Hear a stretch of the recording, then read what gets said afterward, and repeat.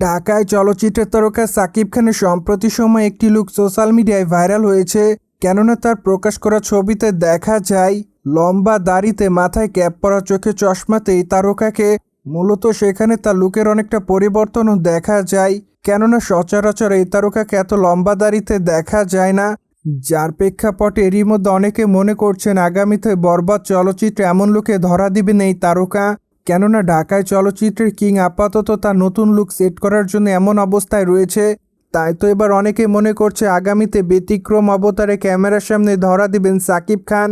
কেননা বরবাদ চলচ্চিত্রে তার লুকটি সকল চলচ্চিত্রের লুককে অতিক্রম করবে বলে এমনটাই শোনা যায়। তাছাড়া বরবাদ চলচ্চিত্রের বাজেট অলমোস্ট 15 কোটি টাকার কাছাকাছি। যাই হোক, চলচ্চিত্রের 80% শুটিংয়ের কাজ অবশ্য বিদেশের মাটিতে করা হবে এবং বাকি 20% শুটিংয়ের কাজ দেশের মাটিতে করা হবে।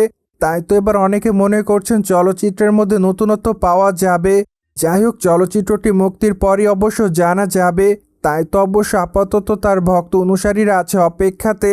বাই দ্য ওয়ে, বর্তমানে সাকিব খানের হাতে একাধিক প্রজেক্টের কাজ আছে বলে জানা যায়।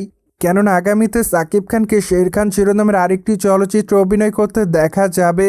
মূলত আগামী বছর থেকে সেই চলচ্চিত্রের শুটিংয়ের কাজ শুরু হতে পারে। কেননা মাঝে অবশ্য এমনটা শোনা গিয়েছিল এক ঘনিষ্ঠ সূত্রের মাধ্যমে। অন্যদিকে ঢাকায় তারকা সাকিব খানকে সর্বশেষ তুফান চলচ্চিত্র অভিনয় করতে দেখা যায়।